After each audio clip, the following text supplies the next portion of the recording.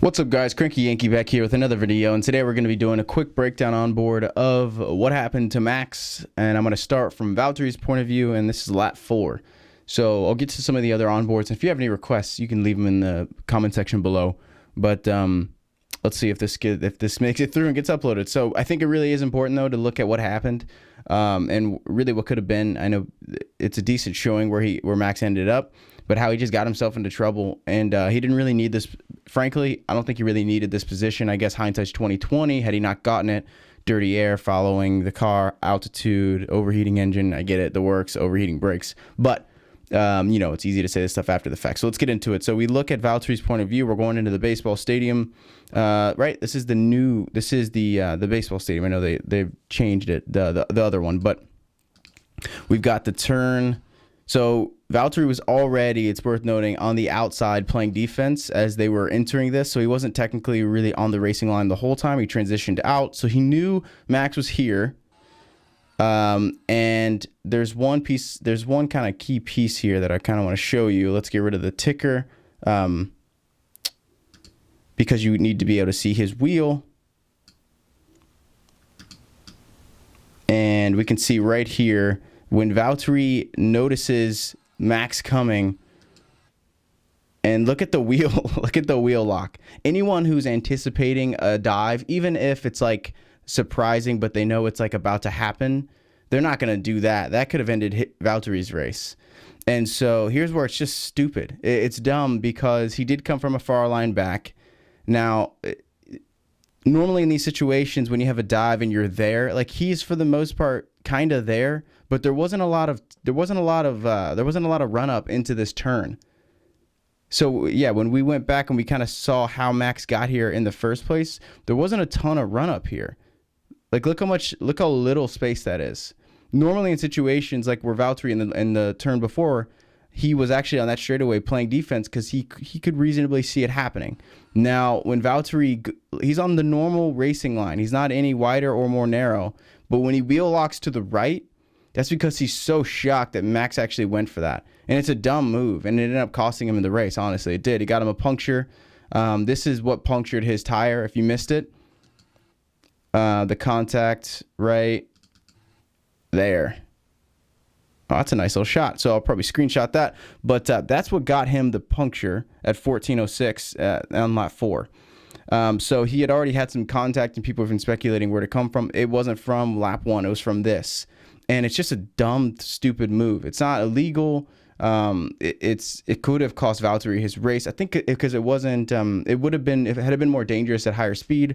I think they really probably would have investigated this. But he knocked himself out. Frankly, this is stupid to me. This is kind of along the lines like I always talk about the Senna turn of '89 in Suzuka. This reminds me a lot of that. Just throw yourself in there.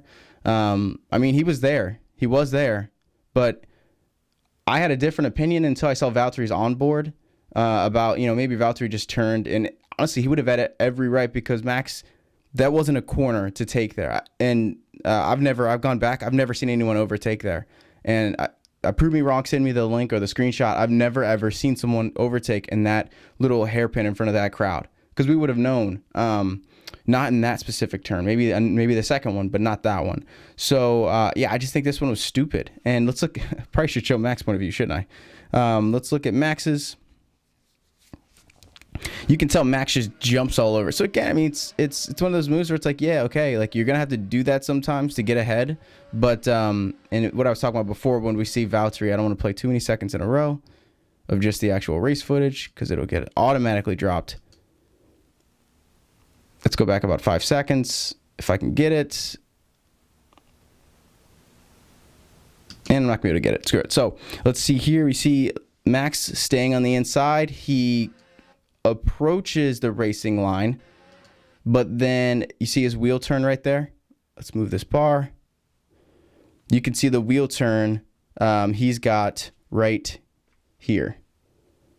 He's already starting to turn in. And Valtteri's still well on the outside. Here's the racing line. You guys will see that.